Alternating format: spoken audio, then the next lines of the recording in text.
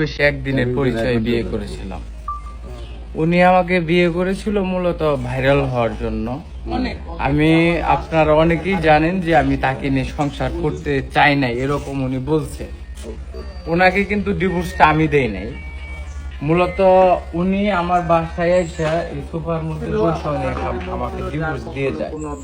ভালোবেসে মুক্তাকে একদিনের পরিচয়ে বিয়ে করেছিল আলম হাসান, আর সেই কথাটা এবার সাংবাদিকদের সামনে প্রকাশ করলেন আলম হাসান। দুধ দিয়ে গোসল করে নিজেকে পবিত্র করে নিলেন, কারণ মুক্তা নাকি একদমই ভালো মেয়ে ছিল না, তার জীবনটা নরক বানিয়ে দিয়েছে। সে সবসময় তার সামনে রেখে অন্য ছেলেদের সাথে কথাবার্তা বলতো, আর সেজন্যই নাকি সে দুধ দিয়ে গোসল করে সবাইকে সতর্ক করে দিল এরকম মেয়েদের সাথে যাতে কখনো বিয়ে না করে, এরকম মেয়েকে যাতে সে কখনো লাইভে না আসে, অন্যদের জীবন যাতে নষ্ট না করে, সেজন্যই নাকি সবাইকে সতর্ক করে দিল আলম হাসান।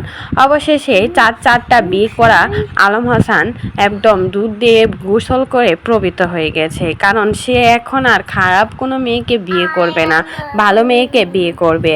অথচ যে বেচারা এই দুধ দিয়ে গোসল করে নিজেকে পবিত্র করলো, সেই বেচারাই কিন্তু আরও 4টা বিয়ে করেছে। মেয়েদের দোষ নাকি তার দোষ সেটা কিন্তু এখনো বলা যাচ্ছে না, কারণ সে সবসময় দাবি করে তার কোনো দোষ থাকে না, সেই মেয়েদেরই দোষ থাকে যারা তাকে বিয়ে করে। অথচ সে নিজেও জানে না মেয়েদের কোনোই দোষ থাকে না, যদি দোষ থাকতো তাহলে 4টা বিয়ে করতো না, একটা মেয়ে নিয়ে সুখে শান্তিতে সংসার করতে পারতো। অথচ আলম হাসানের চরিত্রেই সমস্যা আছে, তা না হলে একটা বউ তার কাছে টিকে থাকতে পারে না, কয়দিন সংসার করার পরেই চলে যায়। আর শর্মিলা বেচারিকে তো মিথ্যা অপবাদ দিয়ে অনলাইন থেকে তার জীবন থেকে বের করেছে। এখন কিন্তু মেয়েটা অনেক ভালো আছে, এদিকে আলম হাসানই কিন্তু ভালো নেই, যে কয়টা বিয়ে করেছে সব কয়টা তাকে রেখে চলে গিয়েছে। এতেই বোঝা যায় আলম হাসানের চরিত্রটা যে কত পরিমাণের ভালো। ভালো যদি থাকতো তাহলে তার বউ এভাবে ছেড়ে চলে যেত না।